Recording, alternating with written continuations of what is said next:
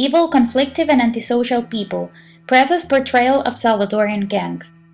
Mara Salvatrucha is one of the major gang groups developed in Los Angeles by Salvadorian young immigrants. This criminal organization is composed by 8,000 members just in the United States. Many other thousands of its members reside along the 6 Central American countries. On the other hand, 18th Street Gang is recognized as the largest transnational criminal gang in Los Angeles, California. In order to analyze how written media depicts gangs, we need to first understand how these two gang groups were originated.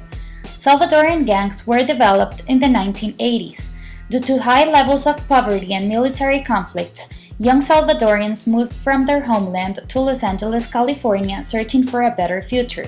Many of these young immigrants lived in rough neighborhoods, becoming exposed to American gangs and their culture. As a result, young Salvadorians adopted American gangs' behaviors and beliefs. The crimes executed by these Salvadorian young immigrants living in Los Angeles caught the attention of Californian lawmakers, resulting in the implementation of anti-gang laws that deported these immigrants back to El Salvador.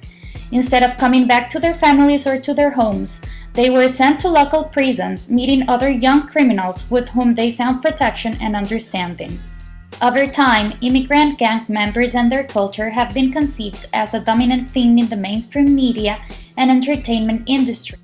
To discover how the media portrays Salvadorian gangs, I gathered 17 news articles from 3 Salvadorian newspapers, El Diario de Hoy, La Prensa Gráfica, and Colatino, and 2 American electronic newspapers, CNN and Univision. While reading each of the news articles, I noticed several similarities of words and descriptions among them. These similarities were put under the same category.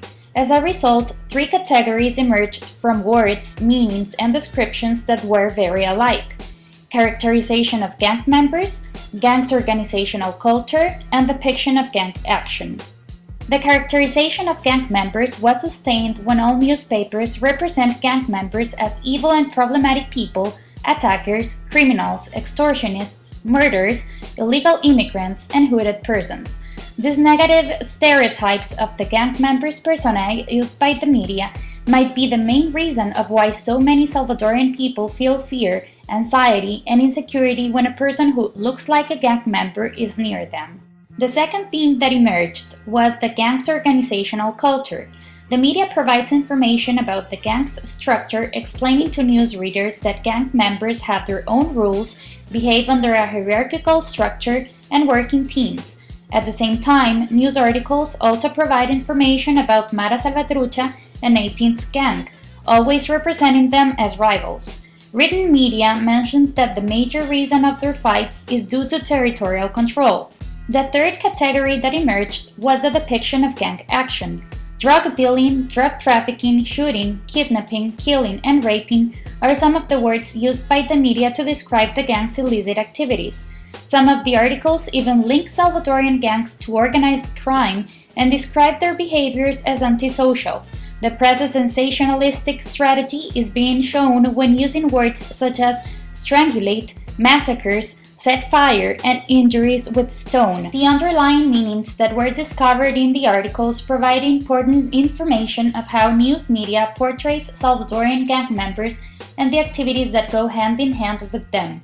The news articles that were gathered were useful to discover the meanings that journalists commonly use when they talk about the gang phenomenon.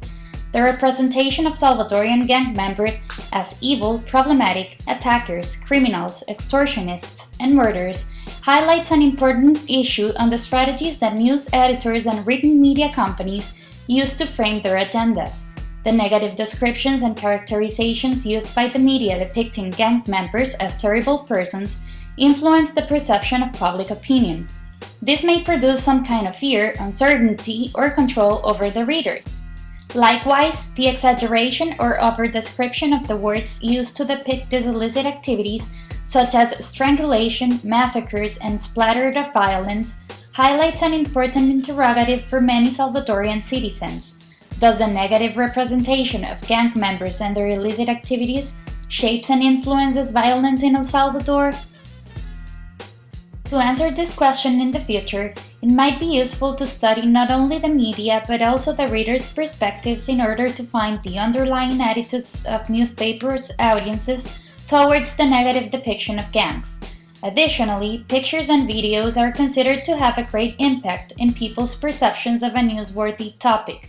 Therefore, studying the portrayal of gangs in different types of media may provide broader understandings of the different techniques media people use to describe the gang phenomenon. If we, as readers, are able to understand the strategies used by the media to capture our attention, we might be able to see gangs from a less judgmental perspective.